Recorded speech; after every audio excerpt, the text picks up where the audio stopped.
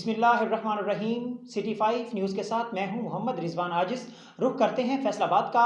फैसलाबाद में general Qasem Sulemani की शहादत पर नमाज जुमा के बाद अमरीका मुर्दाबाद रैली का इनेकाद किया गया, जिसमें मर्दों खवातीन के साथ साथ बच्चों की भी कसीर तादाद ने शिरकत की। मजीद क्या सूरत हाल है, तफसीलात से आगाह करेंगे हमारे district deputy bureau chief Ali Hasan Sabri.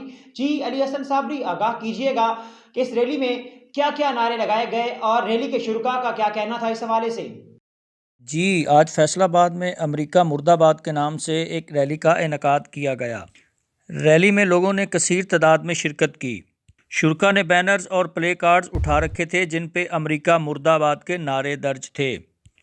शुरका ने ईरानी जनरल कासिम सुलेमानी को शहीद करने के अमरीकी इक़दाम की मजम्मत करते हुए इसे यजीदी फेल करार दे दिया।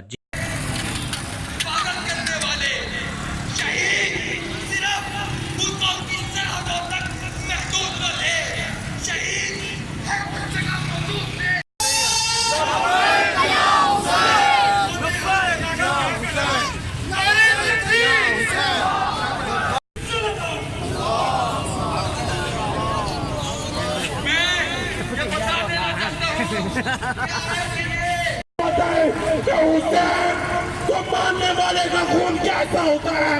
हुसैन के